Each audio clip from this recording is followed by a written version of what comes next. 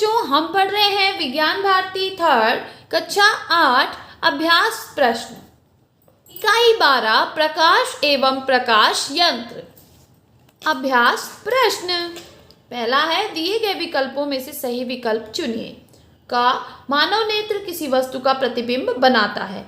तो मानव नेत्र किसी वस्तु का प्रतिबिंब कहाँ बनाता है बच्चों? रेटिना पर। Very good. सामान्य नेत्र के लिए किसी वस्तु को स्पष्ट देखने की न्यूनतम दूरी क्या है? तो सामान्य नेत्र के लिए क्या है बच्चों? 25 सेंटीमीटर। इसलिए कहा जाता है कि किताब को अपने से थोड़ा दूर रखिए, एकदम पास में चिपका के मत पढ़िए, मोबाइल को थोड़ा दूरी से देखिए। श्वेत प्रकाश जब प्रिज्म से होकर गुजरता है तो प्रिज्म के आधार की ओर प्राप्त रंग होता है। तो हमें ध्यान देना बच्चों, हम जब पढ़ते हैं तो हम उल्टा पढ़ते हैं। ऐसे देखिए, वेब ग्योर। तो सबसे नीचे कौन सा रंग आ रहा है? वायलेट। तो यहाँ पे हमारा आंसर क्या हो जाएगा? बैगनी। नेक्स्ट कह रहा है, सही कथन पे सही तथा गलत कथन पे गलत का चिन्ह लगाइए।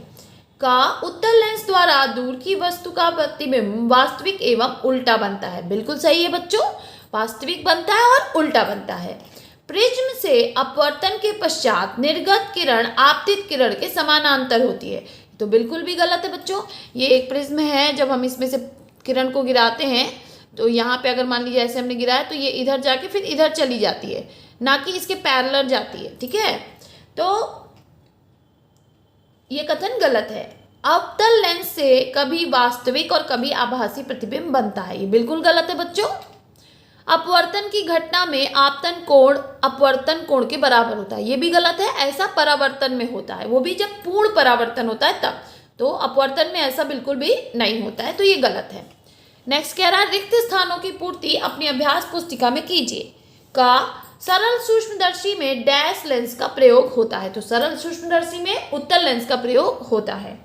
दूर की वस्तुओं को देखने के लिए डैश का प्रयोग किया जाता है। तो आपको पता ही है कि दूर की वस्तुओं को देखने के लिए हम दूरदर्शी का प्रयोग करते हैं। खून की जांच के लिए डैश का प्रयोग होता है। अब खून की जांच किससे की जाएगी?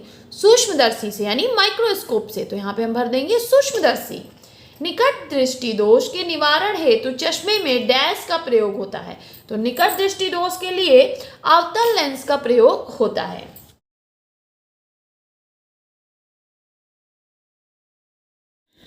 फोर्थ क्वेश्चन है, प्रकाश का अपवर्तन किसे कहते हैं? प्रकाश के अपवर्तन संबंधी नियमों को लिखिए।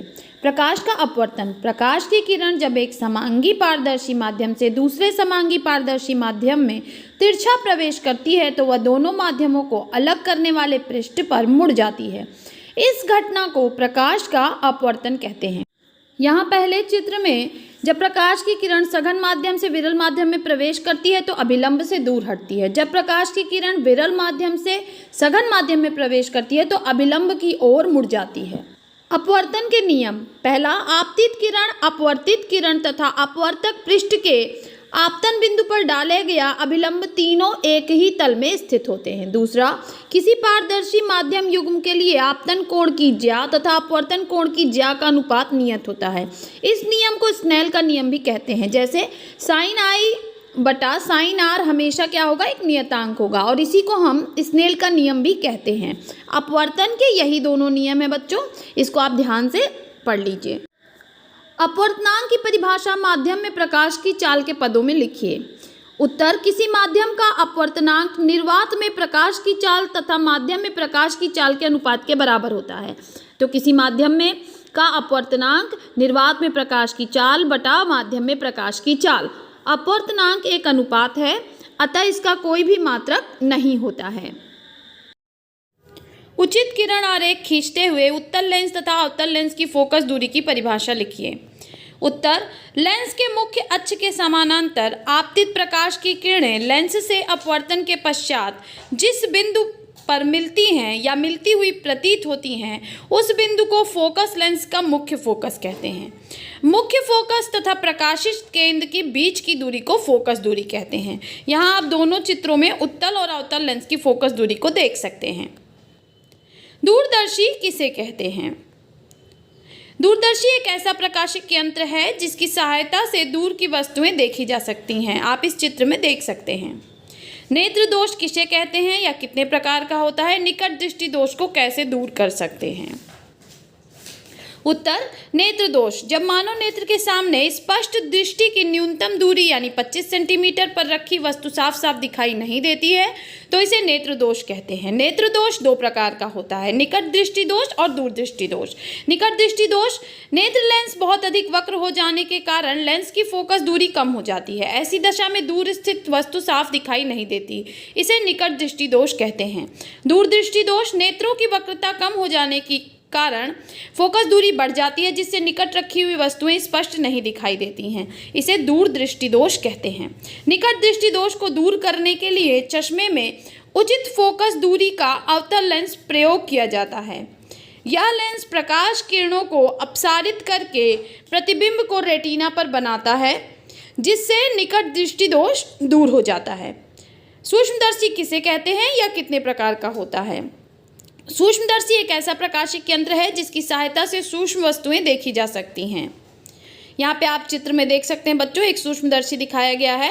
सूक्ष्मदर्शी दो प्रकार के होते हैं, सरल सूक्ष्मदर्शी, इसमें एक आवर्धक लेंस लगा होता है, संयुक्त सूक्ष्मदर्शी, इसमें दो आवर्धक लेंस लगे होते हैं। 10वां प्रश्न है, मानव नेत्र एवं फोटोग्राफिक कैमरे की तुलना कीजिए। तो मानव नेत्र मानव शरीर का एक महत्वपूर्ण अंग है, इससे वस्तुओं को देखा जा सकता है। मानव नेत्र गोलाकार होता है। मानव नेत्र में कार्निया, आइरिस, नेत्र लेंस तथा रेटिना होते हैं, जबकि फोटोग्राफी कैमरा यह एक मानव निर्मित उपकरण है, इससे किसी वस्तु या व्यक्ति का स्थायी प्रतिबिंब प्राप्त किया जा सकता है। कैमरे में उत्तल लेंस का प्रयोग होता है। यहाँ पे आप देख सकते हैं कि मानव नेत्र हमारे शरीर का एक अंग है, जबकि फोटोग्राफिक कैमरा एक उपकरण है। मानव नेत्र से वस्तुओं को देखा जा सकता है, जबकि फोटोग्राफिक कैमरे से केवल प्रतिबिंब को प्राप्त किया जा सकता है। मानव नेत्र में भी उत्तल लेंस होता है और फोटोग्राफिक कैमरे में भी उत्तल लेंस होता है।